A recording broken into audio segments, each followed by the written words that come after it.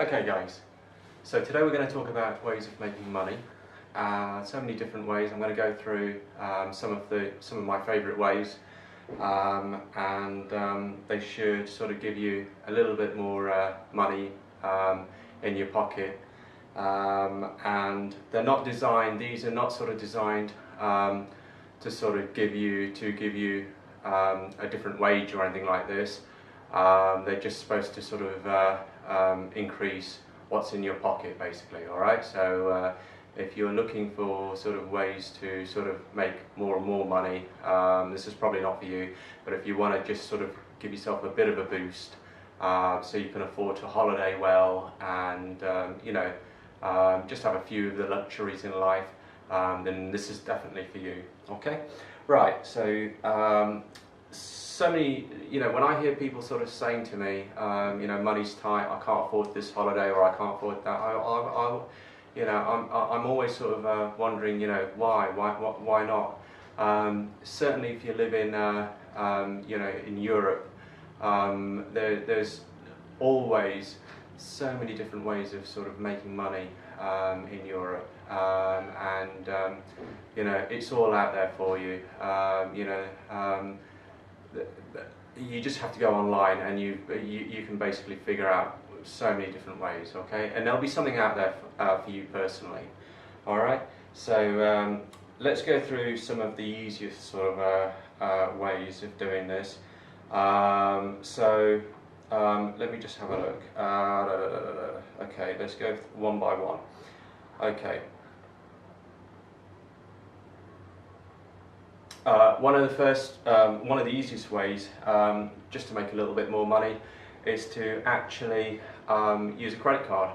Credit cards are something that you have to be careful about, but if you use them wisely, if you use them well, they can certainly help you and sort of smooth the ups and downs of sort of life.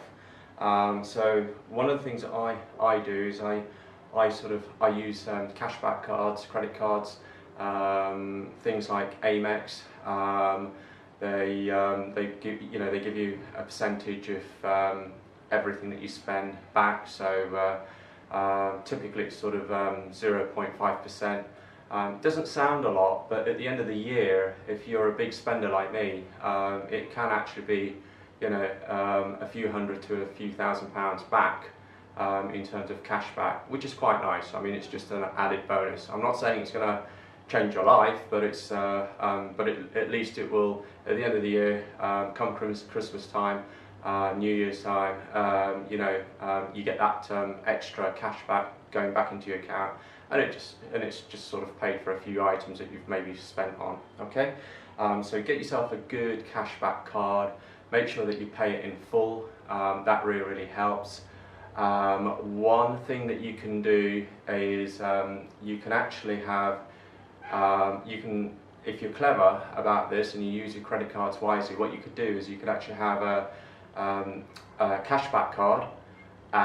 So you buy everything on your cashback card, okay, and you get 0.5% back on that.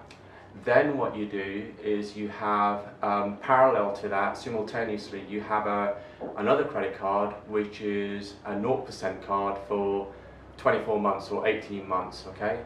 And then if you can, what you do is some of these cards, these 0% cards, you can actually have balance transfers, they're called. So one of my favourite ways of sort of boosting my income or increasing my income is by using a cashback card. So something like Amex, you get 0.5%. That's what it's at currently. I think if you spend more, you get more. You get up to 1.5%, something like that. They do change them all the time, so you just have to look at what the offers are at the time. What you can do is you can make all your purchases on that. Try and spend everything. Try and buy anything that you're buying on that, and I mean everything. Even going down to your local store, your local convenience store, your supermarket shopping, everything. Just put it all on that. Then what you do is you have a 0% cashback card for 18 to 24 months, and if you can get one with a balance transfer, which is set at 0%, that's even better. Sometimes the balance transfer, there is a fee for that. I avoid those and I just go for ones with a very, very low fee or a promotional fee. And sometimes the credit card companies, if you talk to them nicely, they actually, even though there isn't a 0% or there is a fee normally, they'll waive that fee for you just to get your custom basically. And I've had that once or twice. I was really surprised. I didn't ask for it.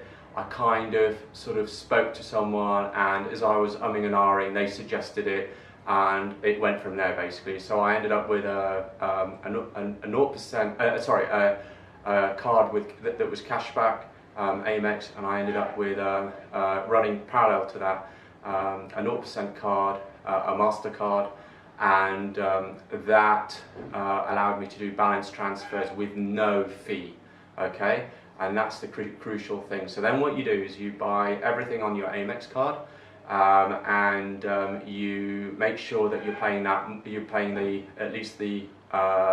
you make sure, sorry, that you're paying that in full at the end of the month. And then what you do is you use your balance transfer card, which will have a promotion running, and you just basically take the money from your MasterCard, which is at 0% with no fee. And all you do is every month you do a balance transfer over to your Amex card, okay? And you just pay it off. And it's only a quick phone call. It doesn't normally cost you anything to make that phone call. It takes a few minutes to do it, and it's really straightforward. And they guide you through it as they do it. So you're paying off your Amex card with your MasterCard, okay? In the meantime, what you do is with your own money, which is left in the bank, is you take that and you just look at all the top savings accounts, okay?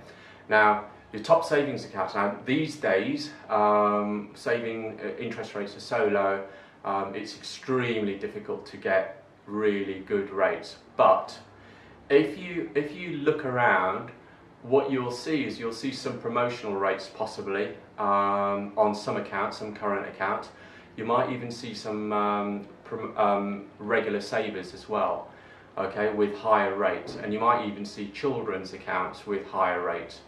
So now what happens is with these promotional rates, usually they'll say, for example, it could be a current account, and it could be, for example, Lloyds Bank may say you could have, you can put £2,000 in there, and for example, let's say they'll give you 3% up to the 2,000 mark. So what you do is you put £2,000 in there, you're getting 3% on that, okay?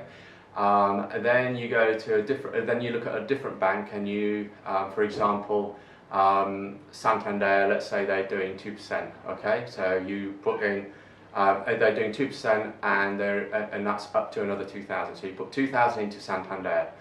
Then you have regular savers. Regular savers, for example, First Direct, which is part of HSBC, they're doing a regular saver where you can put something around £300 per month, and you get 5%. 5% is pretty good, all right? So you know, just for putting your money there, that's pretty good. So what you do is you set up a regular saver with First Direct, and you stick the maximum amount that you can put in there, which is £300 per month, and you have £300 going into that, okay? And that's going into your First Direct.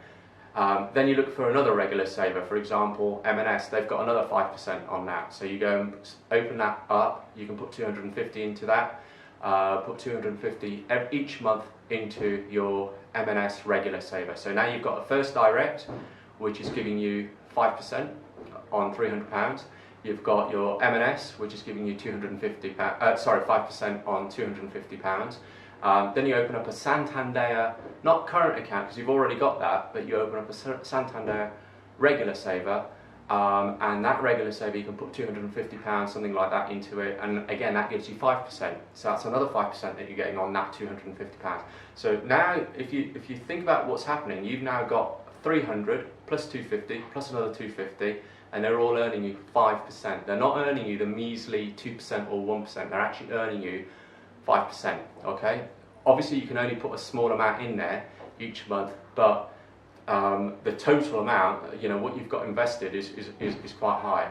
And what you can do is you can actually, and then you go on, you don't stop there, you just keep looking and you just find all these regular savers that are paying 5% or 3% or 4.5%, and you open loads of these, okay? You know, I'm not going to tell you how many I've opened up, but it was a lot, and I actually ended up I end up needing to sort of write everything down so I know what's coming out, when it's coming out, and when I need to put it in, okay? Now, some of these, so the regular savers, some of them will let you touch the money. Nationwide, another 5%, so you can put in another 5% into that. Some of the accounts will say to you, some of the regular savers will say you can only have one if you open up a current account. Well, do that, just open up a current account. Sometimes they'll say, you know, you need to have 2 direct debits, set them up, put 2 direct debits on there. Put your phone bill, put your mobile, put your electricity, put something in there, set them up, because you still have to pay those bills anyway. So you only put the 2 direct debits there purely to get access to that regular saver. So you're not doing it to join a bank, you're actually doing it to access the savings products that they've got. All right, and then so you do that. So for example, I have regular savers for for electricity and a phone bill on one, with one account. Let's say it's HSBC First Direct, and then someone else, with Nationwide, I have another 2 direct debits. You know, you'll be surprised in life how many direct debits you end up having, and some of these can be for your credit cards anyway, which you're using. Okay, so you're using your credit cards really to do all your shopping, and you're also paying off other credit cards using those. And your own money is actually sitting in the bank earning interest, high interest in the meantime, okay? Sometimes what happens is they'll say to you, you can only have a current account if you have 2 direct debits and you put some money in, okay? Typically, you know, it could be between £800 to £1,500 that has to go into that account. Okay, so some of you might be thinking, well, I don't really have a lot of money that comes in each month, what do I do there? Well, what you do is you just make sure that £2,000 or £3,000, whatever you earn, your wages basically, whatever you're getting, you look at that and you make sure that money, okay, is going through all the different accounts that you've set up. So for example, as soon as you get paid on payday, it goes into your Lloyds account, and let's say they need 1,500 in there, so it's just gone in there, and you've just earned interest on that account, 2%. Then it goes out of that the same day, and it goes into your Santander account, and it earns you another 2% there, okay? But remember, that Santander has also got a regular saver earning you 5%. Then it comes out of there the next day into your M&S. Then at M&S it divides into 2, so that £2,000 becomes 1,000. It goes 1,000 of that goes into let's say Nationwide, and another 1,000 goes into your other account, which could be anything. Let's say TSB or something else. Okay, so £1,000 goes into TSB. At TSB, that money starts to earn you 3%, okay, over there, and again, they've got a regular saver there that you can sort of plug on as well. So your money is basically, so you're taking your money, depending on obviously what your wage is, the higher your wage is, the more of these accounts and regular savers you can set up. And there's no limits, there's no one that's going to say to you, no, sorry, you can't have this many. You can have as many as you want, but what you have to be is organised, okay? And you've got to just make sure that the money comes into your account and then streams out, goes into the other accounts, okay? If you're earning £10,000 plus a month, if you're earning something like this, some of you will be, you know, you can easily send 2,000 down to M&S, into your M&S current account. You can send 2,000 into your HSBC current account. You can send 2,000 into your TSB account. You can send it, and then from there it can go into your regular savers and so on and so forth. And then the money can from one account, you can actually make it go from Nationwide into your Santander, from Santander into this, and it can be the same money. So for example, you can let's say you've got the maximum amount in Nationwide, and all you're needing to do is actually have money coming in. What you can do is have £2,000 coming in, because that's what the condition of the account is. Let's say they say Nationwide says you need to have £1,000 coming in, so you can have £1,000 coming in or £2,000 coming in, and then it leaves that account. And it goes into your TSB, then it leaves the TSB and it goes into your Lloyds, then it leaves Lloyds and it goes into M&S.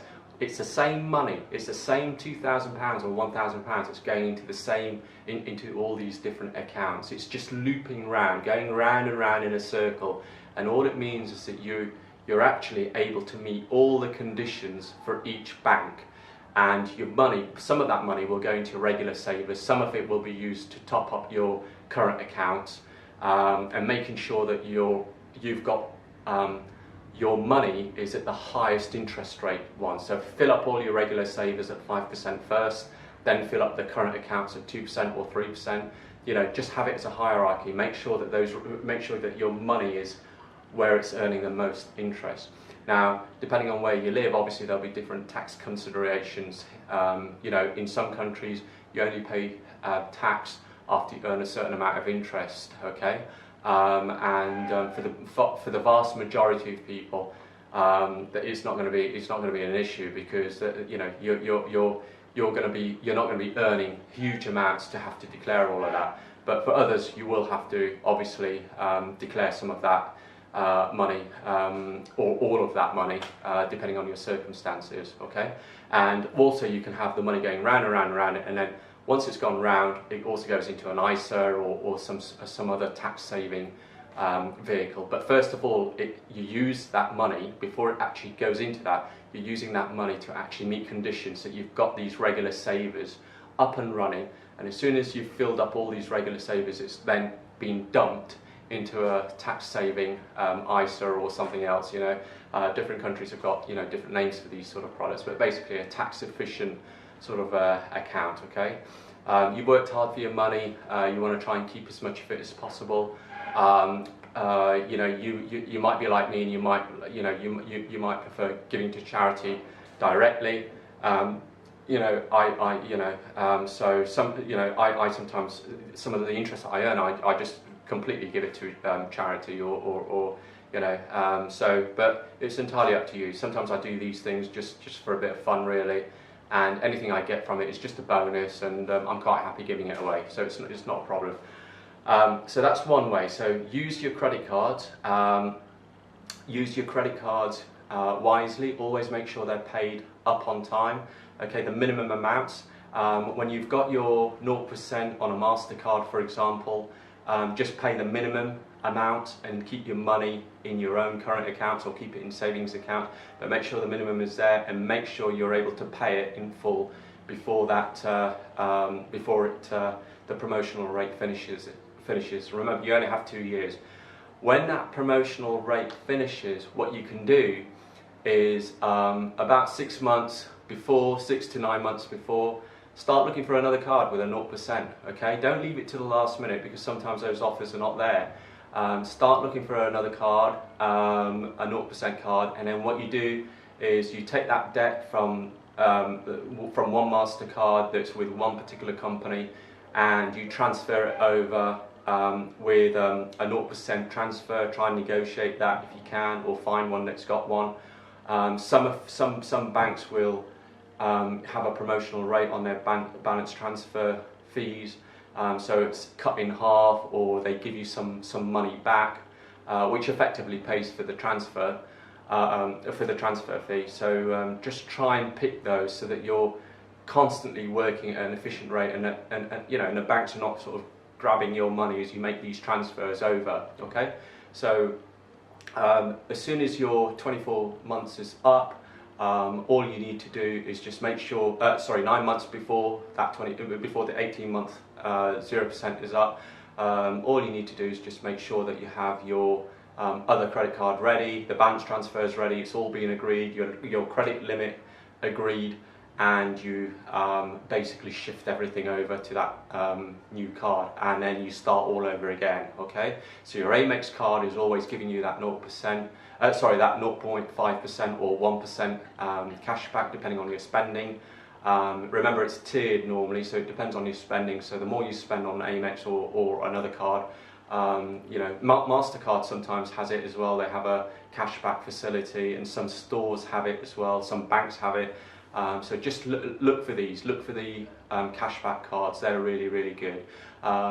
The other thing that you could do, I know I've got friends that use Air Mile cards. So if you're not, you know, if you don't want the cashback, you can use Air Miles cards. Now, with cashback, you obviously it depends on which country you're resident in. Some countries will let you keep all that cash back that you get. You don't get taxed on it. Other countries, you have to pay tax on that cashback card. So it just depends. I'm lucky enough to be in a place where I don't have to pay tax on my cashback. It's viewed as something that the company's given you or something, and it's not something that's taxable. Similarly, I use Air Mile cards as well, so sometimes I use those.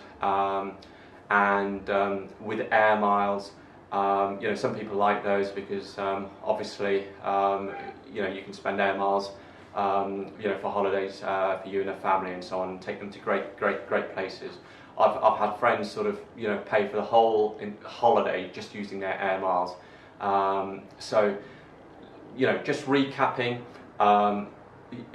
what you need to do is just make sure that you have a cashback card. That's my own personal preference. Some of you would prefer possibly an Air Miles card. And with Air Miles, it's usually Avios or something else that you're collecting. I have tried the Air Miles cards. They didn't really work for me. I still use them. In my wallet, I normally carry both. I carry an Amex. I use that where I can. I also, and that gives me cash back. And where I can't use that, I use the Air Miles card. Okay, and that's usually a MasterCard, not an Amex one. So you need to, you know, ideally, if you want to be really slick at this, you need to have a MasterCard and an Amex, because not everyone takes Amex, and you're either getting Air Miles cash back or you're something. But you want to get something for your spending. Okay. So that's a really sort of good way of sort of boosting your income. Now, if you want to take it one step further than that, which is what I've done, what you could also do is join a cashback site, right? Now, some of you would have heard of these, but essentially you join the site, and what they do is they will, whatever store you want to buy from, you basically clear your browser. So you go into history on your browser. So if it's Google, you go into history of Google, you clear it. Okay, make sure it's all clear, because that gets rid of all the cookies and everything else that you know, that websites dump on your computer. Clear it all. After you've cleared it, then what you do is you sign into your cashback site.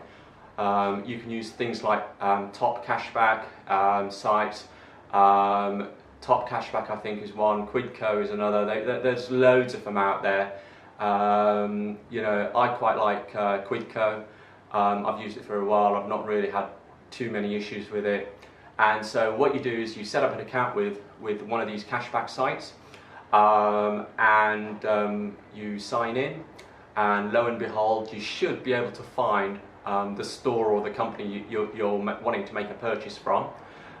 They've got travel agents, travel agencies, flights, they've got stores, you name it. You'd be so surprised at how many people, how many stores, how many organizations are actually on that site. Okay, and then so you type in the name of the company. So after you sign up, then after you've signed up and you've given them your bank details and so on, so they can give you the cash back there, you basically look for the store that you're after, or the company that you're after where you're wanting to make a purchase.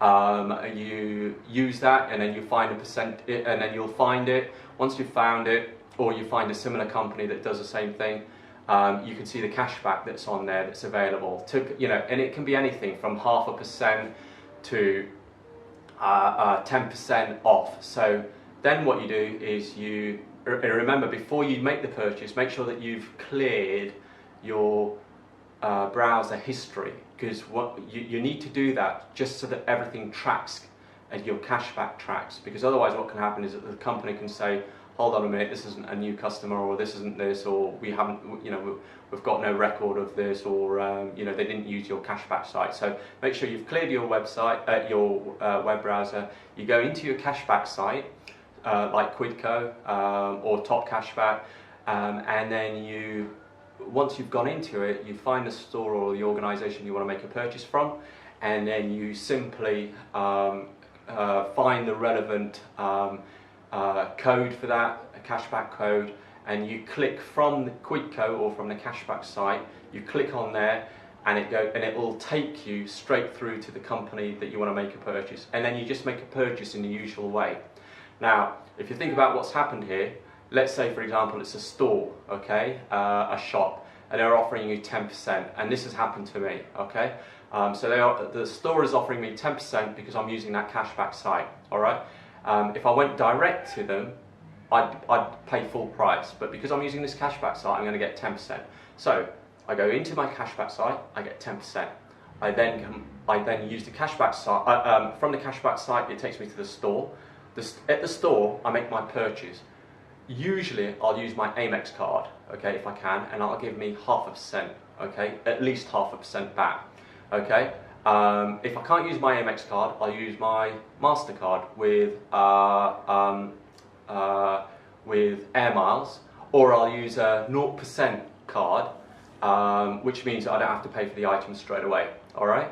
So I've just basically got 10% cash back, plus I've got another extra half a percent, or I've ended up with some Air Miles as well. So I've not only ended up with points on my or cashback on my credit card, but I've also got a little bit of a discount, a 10% or a 5% or whatever.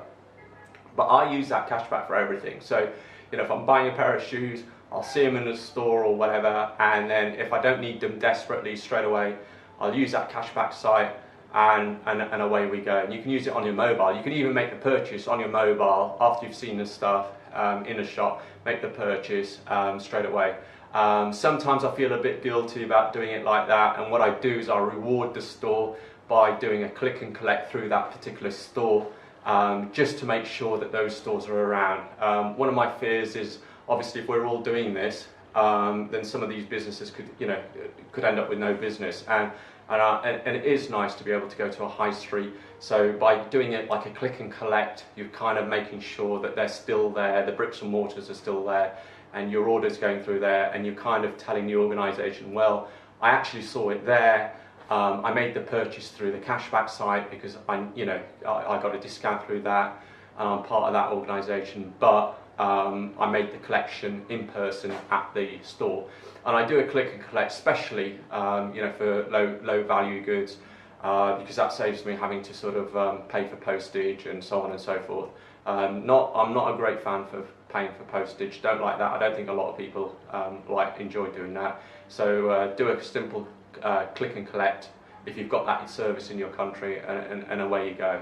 So really good. Just sort of recapping. So you've got your 5%. So your money's working in your regular savers, which are sort of, you can only put small amounts in there, £200 or 250 or 300 or £300 or 150. Just put the maximum amount that you can afford, or the maximum amount that that bank will let you put in there every month, and have loads of these running. If you only have one, it's not going to be great, but the more you have, obviously, the more you're going to, the more substantial the earnings become. Okay. If you've got kids, even better, because what you can do is you can set all the ones that you can as an adult for yourself. If you've got a partner, get them to set theirs up as well. Similarly, you know, so they've got regular savers as well, and they've got current accounts all set up. You know, try and encourage them to do that. You know, you'll get some partners that don't want to do that. If they don't want to do it, fine, let them not do it. You know, but you just carry on and do it, okay? If you've got kids, you know, set up regular savers, current accounts. You may not be able to open up a current account, but they may have something similar for kids, which are high interest paying. So again, look at the kids' accounts because you can open up regular savers for them. And you can open up, and you can also put open up some accounts for them, and basically you're putting your own money into your kids' accounts and so on. Okay, but remember, at the end of the financial year, and when it comes to your taxes, okay, guys. So one of the other things that you can do, which is really straightforward, is just to sort of look out for any sort of promotions that are running by banks. So sometimes what they'll say is you know, if you join if you join and you open up a current account with us, we'll give you £100 or we'll give you £200 for joining. Okay, a lot of you get sort of put off by doing that because you think it's a lot of hassle. It used to be a lot of hassle, but nowadays, especially you know, in some countries, for example, you know, in the UK, it's so straightforward to open up new accounts and so on. So and what you can do is you can have one account, which is what I do. We just have one account, which is basically your account, your current account, which you're going to keep for life. All right, so let's say, so there'll be one that you'll think, you know, I don't want to mess about with that because it's too much hassle to mess about with that particular account, or I need to keep my credit file going, so I don't want to be switching too much, so I'm going to keep that one. So you have one account where that you're going to keep for the rest of your life, let's say, and all the other accounts that you're opening up are actually ones that you're willing to sacrifice because you're going to get a promotion or something, or better interest and so on. So keep one or keep a couple that you're going to keep, okay, if it makes your life easier, and then everything else that you set up, just have it set up knowing that they're purely for business, purely for making a bit of money, and you're willing to sacrifice those if someone comes over and offers you a better deal, okay? And if you're told by the bank you need to have 2 direct debits, then just give them 2. Give them your gym membership, give them your phone bill, that's 2, okay? That for your mobile, that's two bills. Then for another, if there's another good account that will pay you to join that one as well, and give them some other, give them your landline, give them your broadband, give it, your TV license, give them those. Just put 2 on those. Remember, don't give them more than 2. Just give them 2. All right. Sometimes what they'll say, well, you can only open it if you're switching over. So what you do is you set these all up, and then once you've got the money, so once they've paid you the offer, so for example they'll say, okay, so for example HSBC might say, if you open up an account with us, we'll give you 150 quid, okay, but you've got to have 2 direct debits and you've got to pay a wage in, okay. So what you do is you set up your account, okay, you say to them, okay, fine, but they might say to you, you need to make a switch. So what you do is you tell the first bank that you're with, that you've been with for years, you tell them you need to open up another account because you want to be more organised, and you want to have money coming out from different things. So you just tell them that, and then you tell them you want to move your direct debits onto that. So you put 2 direct debits there. So now what you've got is you've got this one account, a current account, which you're going to keep for life, let's say, because it's going to make your life less stressful. That's where your wage goes in. Then you're going to have this other account, which you're willing to sacrifice and move, and it's got just 2 direct debits. Then what you do is you go to HSBC, which is willing, or another bank, which is willing to offer you £200 to switch to them, and you just say to them, okay, yeah, I'll switch to you, okay? And when you and they'll say to you, okay, but you need to switch over and you need to close the account, and you'll say to them, okay, and what you do is you give them the account the sort code and the current account details of the new one that you've just opened up purely for sacrifice purposes. And what they'll do is they'll contact your bank, they'll move over those 2 direct debits that you've put on there, they'll move it over. And then what you do is you, from your normal account, from the one where your wage is going in, you just pay in the minimum that HSBC or whoever it is that you've changed to wants. So for example, if they say £800 you pay in, so all you do is as soon as you get paid, you move £800 across, and you keep doing that, okay? And so you're meeting the requirements. Now some banks will say you've got to do it for 3 months or 6 months or a year. You just do that and you get your £100 bonus basically for doing that, okay? And if they've got a regular saver, remember, look out for those regular savers. If they're paying 5% or 4%, put 200 of that 800 into one of those at the same time, you know. So just to make it worth your while, then you're going to get £100 for joining that bank, or £200 for joining that bank, and you're also going to get your 5% from your regular saver, okay, which you've opened up, which you're going to put £200 into, and then let's say you moved over from your the account you're going to keep for the rest of your life. So let's say you moved over 800, you put 200 into your regular saver, you've got £600 left. You can move that back into your original account, or you can move it into the next account, okay, or into another regular saver. It could be for another bank or something. So you basically have a current account set up, which is got 2 direct debits, which you're willing to sacrifice, and that's the one that you always give to the banks. And so the banks are always taking taking current accounts that don't really mean a lot to you and you've not really had for very long, okay?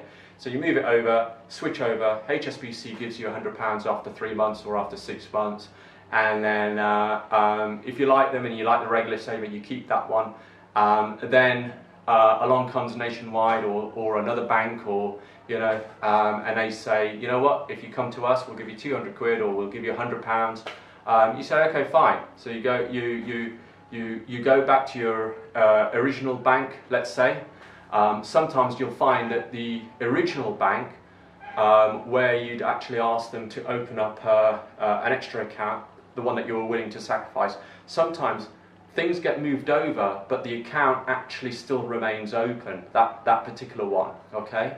And sometimes what you can do is you can actually tell them that once a HSBC or whoever has taken the money, so you tell your original bank, you tell them, look, once everything's moved over, don't close that account for me. And they will, and tell them not to let the other bank know. And they will actually do that for you. They'll actually keep the account open, or they'll write you, sometimes they write you a letter saying, we've just been told by this bank you want to close this account, what do you want to do? And you can just tick the box to say keep it open but move everything across.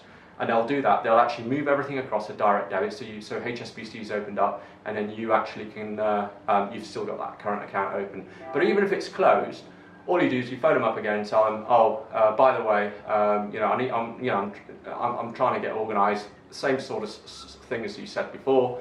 I'm trying to get organised and so on and so forth, and I need some. So can I open up another one? And you'll find it they're quite happy to open them up, as long as you're not doing anything silly. And you're not like, you don't look like you're trying to dodge tax or trying to do this or trying to do this. If you explain things to them, if you just tell them, sometimes you can just be blunt with them and just tell them, look, I'm being offered this promotion, I want to, the only way to do it is to close this account. They'll be happy with that, but obviously when you're trying to open up another account with them, you don't tell them that, because if you tell them that, they'll probably say to you, no, you can't do that, because they want to keep you to themselves. So the best thing to do is just say to them, I'm trying to be organised, and I'm trying to, and you're not really, you're telling a little white lie, but you are actually being organised. I mean, it's quite financially savvy doing all of this. It's not, this is not the sort of thing that someone who cannot sort of follow, what they're supposed to do each month. I wouldn't recommend it for anyone that can't follow and can't keep a track of their finances like this. So you need to write everything down and know when everything's coming out, because if you don't do that, then it's going to crumble.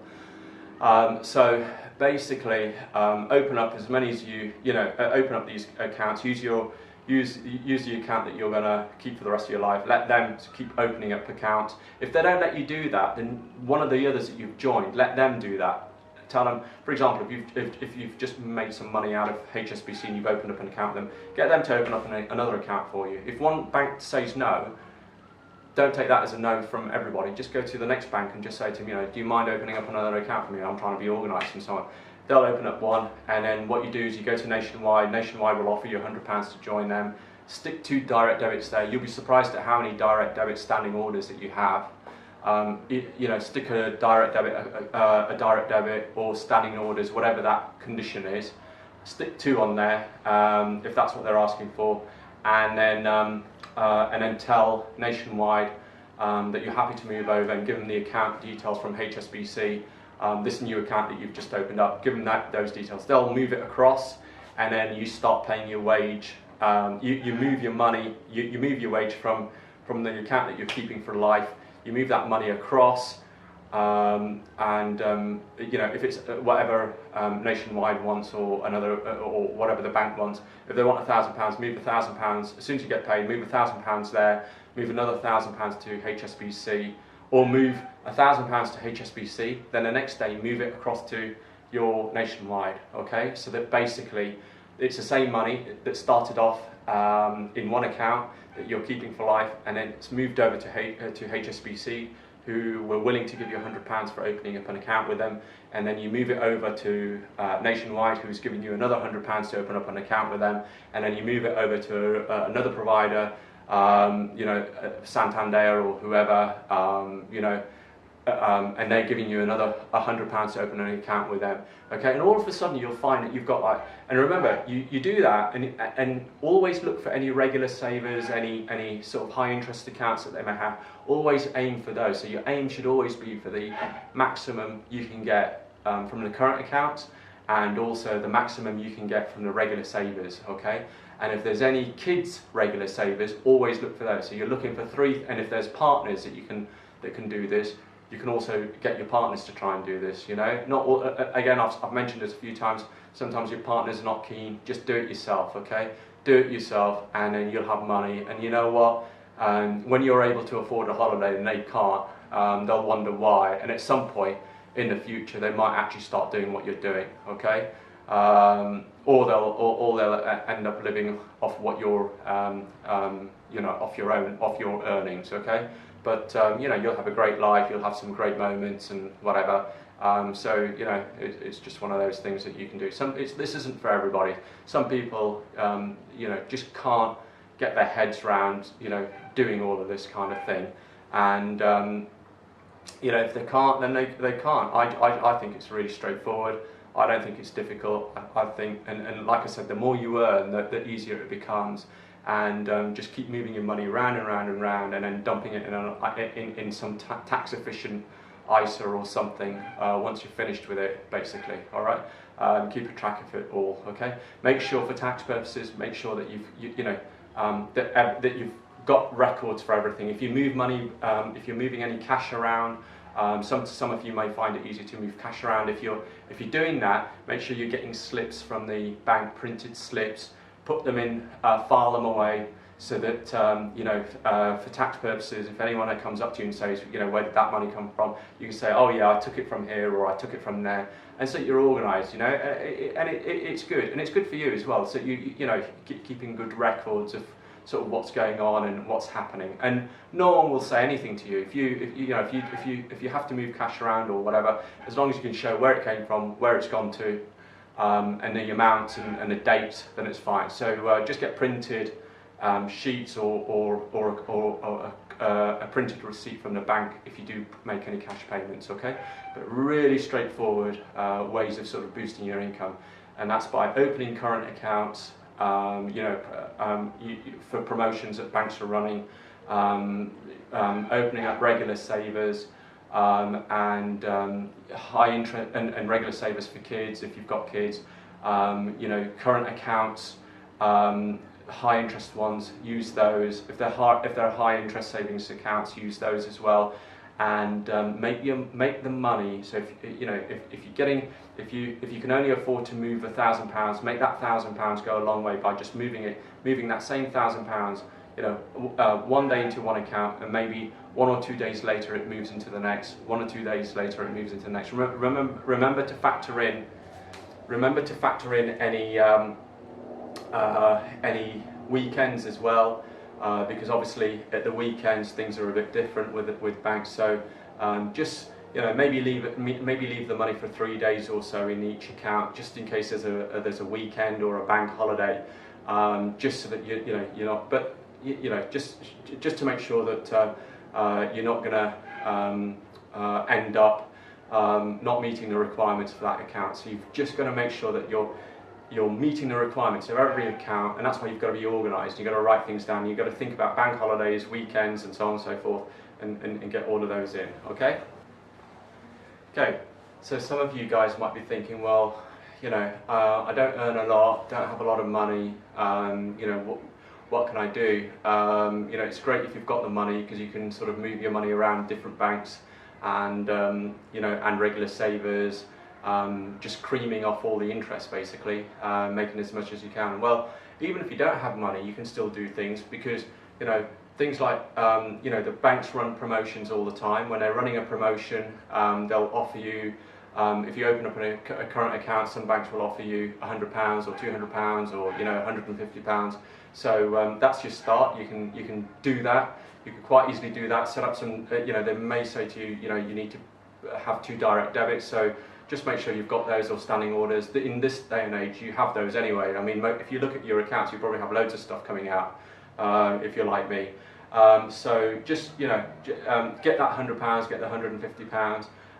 Use credit cards with 0%. Do all your spending on there, okay? In the meantime, you're getting loads and loads of, your wage is basically sitting there, or your other money is sitting there in your account, and use that money that's sitting in your account to actually earn you interest, okay? And or to get freebies or whatever from the current account provider, Cinema tickets these days, even those can be quite expensive. Some accounts will offer you those, so just get them. Some offer magazines if you like reading, if you like magazines, and just get a current account that actually gives you those for free, okay? And there are some out there. I know Lloyd's does it. I know they also do cinema tickets, so you can get that accounts opened. If you don't particularly like that, if you're not into cinemas or magazines or whatever, you might have a family member, a partner, or someone that is, and you can just give it to them, and they honestly, they really appreciate it. You'll be surprised at how wonderful they think you are, but just by giving them these tickets and stuff.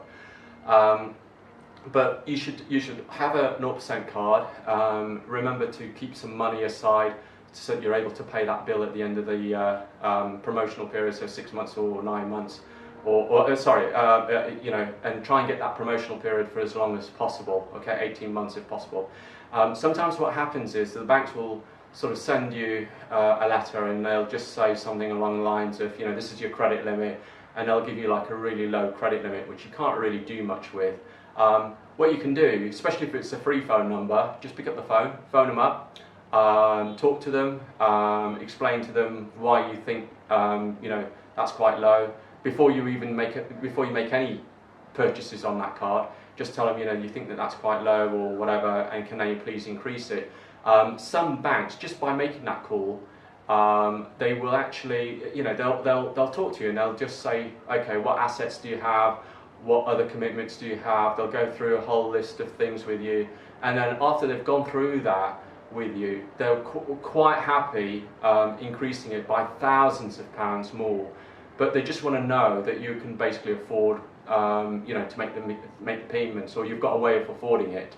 And so if you can reassure the banks that you're creditworthy and that you will not do a runner with their money, basically, then they're quite happy to increase your limit. So just because you get a bank sends you a credit limit of a certain level, doesn't mean that that's what you think. You'll know in your head whether or not you can afford more. And if they give you a silly credit limit, phone them up, tell them this, I was expecting more. Tell them, I think I can afford more. Is there any way of increasing this? Some of them will say no, you've got to wait a few months before we can do that. So wait a few months if you want, and then do it. Others, sometimes I've applied for these cards and they've given me a low limit, and I've said to them, you know what? If you don't make this any higher, I'm not going to take this. And I've ended up rejecting the card company and sort of saying to him, you know what, I'm not going to sign the last pieces of paperwork because you're just not prepared to give me a good enough credit limit. And I'd rather do that right at the start and have that conversation right at the start than end up with a low credit card limit, which means, on a particular card, which means or restricts my ability to take out credit and do what I want to do, which is basically make as much money as I can, from these. Now, remember, in the past, the banks were making lots of money out of you, and some of you, they're probably still making a lot of money out of. So by being a bit financially savvy, by looking at the way they work and operate, by taking advantage of their promotions, by taking any offers that they have for joining current account, setting up a current account, using their regular savers to get the highest interest rates, by taking any other sort of credit cards that they may issue you with or so on that are good. But make sure that whenever they offer you something, look into it. Don't just, I know people that will just, they'll get a phone call, a random phone call, unexpected from a bank saying, do you want this? And they'll say, oh yeah, okay, I'll take that. You know what? Don't do that. Do not accept the first offer you get. Shop around, look around. These days online, if you go online, you'll actually be able to see what the best deals are, because the bank that's phoned you may not be providing you with the best deal. They might be providing you with a really rubbish deal, and if you sign up to that, you might not be able to get the better deal which another bank is providing you or another credit card company. So be financially savvy, be aware, don't accept the first thing that you're given, whether it's a credit limit or whether it's a cold call from someone, and really look into it, okay? The other things that you need to do, as well as sort of looking at current accounts and regular savers to boost your income, is obviously just look at your overheads. You can give yourself a massive pay increase or a massive boost in finances just being on the best, by having the best provider or the best tariff for your electricity. Don't stay on a standard tariff. See if there's a promotional tariff that they've got running for a couple of years or something. Switch to that.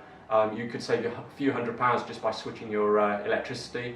Look at your gas, switch to a better tariff there. Look at your internet provider, switch to a better tariff there. Sometimes just phone it. If you're with things like internet and broadband and mobile phones, these are the three areas where people sign up and then just stay for years and years and years, and they just end up being hammered by those companies. The best thing to do is every year review everything that you've got. And so, for example, if it's a mobile phone and it's coming up to the end of its contract period, phone them up, phone up the mobile company, and just say to them, go through to the department that's I think I'm leaving you, or I want to leave you, okay? And just tell them, look, I'm thinking of leaving. What better deals can you give me? And as soon as you say to them, I think I'm thinking of leaving and I've been offered better deals, you'll be surprised at what they'll offer you, and they'll offer you some superb deals. I've had it, honestly, and I've been on mobile phone bills that have been like, really sky high. And then as soon as I've made the call and said to them, look, I think I've been offered something better and I'm thinking of leaving now, and I don't want to, but I'm silly if I carry on staying with you guys. Suddenly they'll cut my phone bill by over half, and so I end up paying the following year, I end up paying 50% of what I was paying the previous year for exactly the same product. Okay, same number of minutes, same number of texts. Sometimes, I honestly have had this where I've ended up paying half, and not only have I ended up paying half, but I've also ended up getting more data, more mobile minutes, more text minutes, and everything's ended up sort of unlimited. I could not believe myself, and I was so silly for 2-3 years not actually looking into that and just not asking the question. So ask your mobile phone company the question, tell them, look, if I'm thinking of leaving, what are the better deals? These days it's getting so competitive out there that they'll offer you better and better deals. So whatever you were paying a year ago, you could probably get a better deal now than you were a year ago or 2 years ago, okay, because it's so competitive out there. At the end of the day, it's your money. You don't want to lose, you don't want to have to pay more than you have to, and just do that, and just tell them you're going to switch, so do that with your electricity as well. Standard tariffs are really high. Gas standard tariffs are really high. You can save 200, 300 quid easily. Like I said, with mobiles, you can save so much money just by telling them you're thinking of leaving. They'll half whatever fee it is. If you've paid for your handset already, remember to phone them as soon as you've met the contract length, and just say to them, look, I've paid for my mobile now. I want to keep my handset. If you do want to keep your handset, tell them I want to keep my handset, but just put me on a lower tariff, please, because I can't afford to keep paying that. Remember, initially when you get a phone, if you've not paid for it and you're paying for it monthly, some of that cost is actually part of the phone. Once you've finished that contract, you don't want to keep paying the same amount that you've been paying, because that included the cost of the phone. Okay, and you'd be surprised. And honestly, I've been there and I've done that. And I felt so stupid for doing that for so many years. Okay, so look for your mobile phone. That's a big saving for most people, and most people I know let the mobile phone lapse a little bit before they sort of update, before they move on to the new one. And whatever you do with mobile phones, always check when the latest one is coming out, because as soon as that latest one's coming out, you'll find that the last handset goes down in price significantly, and you can actually bag yourself a very good phone just by timing it at the right time. Okay, so sometimes it's worth just hanging on, waiting for the latest one to come out, and then deciding whether you want the latest one, or you're quite happy going for the one slightly lower down. Okay, and bagging that at a significantly reduced rate, because just by waiting and timing it right. Okay, so always look for those are good ways of sort of saving money on your mobile, on your household bills. Phone people up. Don't be afraid to phone them up and tell them you're thinking of leaving. Okay. If you have any service contracts as well, with gas or electricity or any other company, if it's a service company and you're paying for servicing, phone them up every year, because they put their charges up. Sometimes they put them up 25, 30%. Tell them you're thinking of leaving, and you'll find that that 25%, 30% increase, they're quite happy to forget about it and keep you on the same price, and keep it at that price. I mean, what is that 25% or 30% for? Why are they increasing it that much? You've had no changes, and just tell them I've had no breakdowns, nothing. Why? My boiler's not broken down. Why? What? I can't justify the 25% in my head. And you'll find that, or just tell them your wages haven't gone up that much. Can they keep you on that? And you'll find that it's fine. So everything from your house alarm, your flat alarm, to your gas servicing, every single aspect. Just look at it, make that call. The call, if it's a free phone number, it's great. Use your inclusive minutes to make the call, so it's not costing you anything. Make the call. Just ask them. Tell them, is there any way of doing this for less? And you'll save yourself so much money. If you talk to all these different companies, you'll save yourself so much company. And you can also join clubs, energy clubs as well, that will save you money. So it's a collective thing, and it's a collective switch, and those are really, really good. Okay, so if you want to do those, you can do those as well. All right. Again, also with broadband as well, significant increases once your contract sort of finishes or after a year.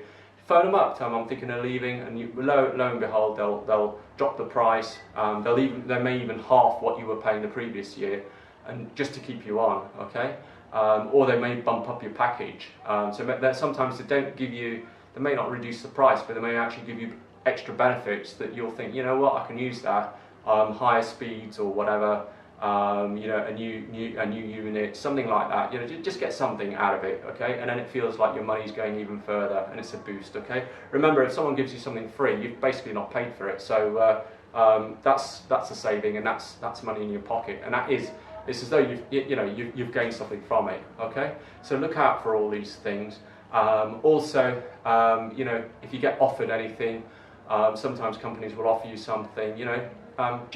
Just ask them cheekily. Just say to them, can I have one for my partner as well, or something, or can I have one for my child, or can I have one for that? And and they may do, they may just throw in that extra thing for your child, and that's obviously you're not paying for it, but it's a boost, and suddenly you've ended up with, you know, you've paid a certain amount or whatever, but you've ended up with twice as much stuff back. Okay, if you're going anywhere nice, tell them, look, it's just, if you're going for a weekend or something with a partner, just tell them, look, going away for a special occasion, this is a special occasion, it's an anniversary, or it's a really special time for us, or whatever, and some hotels, some places, they'll actually make a note of that, and they'll actually throw in free wine, they'll throw in a free champagne, they'll upgrade you, they'll give you something nice when you come in, and your partner thinks, wow, that's incredible, and your partner thinks you've paid for it, and you haven't. All you've done is ask the question. Now, it is still a boost of your income, because it's basically, you've not paid for it, but but if you were to pay for it, it would cost you more. You got that bottle for free. Okay, now if you were to go out and buy that bottle, it cost you 15 quid or 20, let's say, minimum, or whatever, it'll cost you whatever amount. Okay, if it's a nice bottle, it could cost you a lot more than that. Okay, but you've ended up with that bottle for free, and that is money that means that you don't have to spend. So that weekend, that night, suddenly you don't have to pay that money, and that money that you've not paid out, you've got invested in your regular savers or your current accounts. It's making you money in the background. All right, so just work your way through life and try and maximize it, and always look for opportunities to save money or make money. All right, every day, just try and say to yourself every day, right, today, if I can, I need to do something that may help me make a bit of money. Okay. Other things that you could do, which are really good, and I've tried and tested, is if you're on a train or you're stuck in a traffic or something like this, just anywhere where it's safe, basically, just enter a competition. Enter it. There's loads of competitions out there. You're bombarded with competitions. Free entry, win this, win that, win whatever. A lot of people just ignore them because there are so many out there that it's difficult to tell. But if you enter a few of these and you're doing everything else in the background, every now and then you'll actually win that prize. And if you win that prize, it's an added boost. Okay? And honestly, I know people that have won thousands of pounds just by entering a competition, and they never thought they'd win, and they actually won that money, and it's been life-changing. For them, they've used it as a deposit for a house, you've used it as a deposit for a car, they've gone away on holiday, it could be anything, but make sure whatever you enter, it's actually something that you're really keen on. Okay, don't just enter willy-nilly, enter things that you really are after, and that way it's less of a chore and actually quite nice, because you think, oh yeah, I'd quite like that if I won that. So you'll take the time, and it just takes 2 minutes or 3 minutes just to enter. If you are going to do stuff like this, you might want to have a separate email address purely for entering competitions. And remember, and any winnings from competitions, remember, are tax-free in some countries. In others, you may have to pay tax. And make sure that you get some paperwork so that you know where that money came from, basically. All right. So any winnings are in most countries they're tax-free, but enter as many competitions as you can because that's an added bonus. And honestly, every now and then you'll win, and you'll think to yourself, wow, that was great, and the money's handy. And like I said, people, you can win thousands of pounds, thousands of euros. And all you did is just enter. That's it. Enter competitions that you really want to win. Look out for those, and be selective about them. With some competitions, you can only enter once, and if you win, you may not be able to enter again for another year or so. So you don't want to be winning, and then not being able to enter for another year or 2 years or whatever it is that they have as a period, because they don't like the same person winning over and over again with them. So just make sure that you're entering the particular competition you like, and that you're not just sort of entering for the sake of entering. Although I know some people that do that, and they don't really care what prize they win. Okay, just be look out for all these things. Every day, just look out for opportunities, and there are loads of opportunities out there. And in this day and age with the internet, you can easily make money. Lots and lots of different ways of making money. You can earn money answering surveys. You can earn money, entering competitions. You can earn money, by joining banks. You can earn money, in many by giving your opinion, by writing a review. You can earn money that way. You can write, just writing a review for someone, and you can earn yourself 100 quid just by doing that. If they like your review or whatever. So look out for those, and if you've got a bit of time, just enter one of those. Try and get into a habit of sort of entering a few of these a week, and one or two will actually come through, and you'll make yourself a nice little sum, enough to sort of take you away, or in some cases life-changing, really life-changing. And enough to take you to a really nice location. All right, thank you.